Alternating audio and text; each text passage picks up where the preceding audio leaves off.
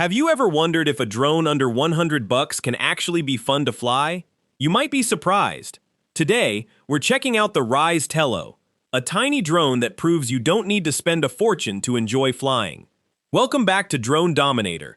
Let's see if this little drone is still worth buying. The Ryze Tello was built with DJI flight technology, so even though it's small, it feels surprisingly stable in the air. If you're completely new to drones, this is one of the easiest models to learn with. The Tello weighs only about 80 grams, making it super portable. You can toss it in a backpack and take it almost anywhere. It can stay in the air for around 13 minutes on a full battery and has a flight range of about 100 meters in open areas.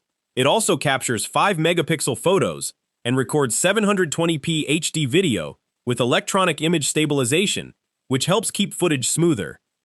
One of the coolest things about this drone is how fun it is to fly. With just a tap in the app, it can perform flips and other tricks automatically. You can even control it using your smartphone, so you don't need to buy a controller right away.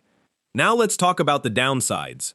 This isn't the drone for professional filmmaking. The camera is basic, and because it doesn't have GPS, it doesn't handle strong wind very well. It's definitely happiest flying indoors or outside on calm days. But for beginners, kids, or anyone learning drone controls, it's still a fantastic choice.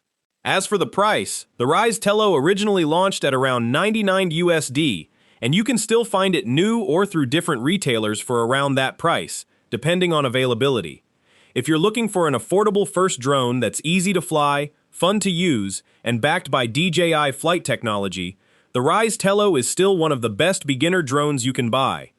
If you enjoyed this review, don't forget to like the video, subscribe to Drone Dominator, and let me know in the comments which drone you want to see next. Thanks for watching, and I'll see you in the next video.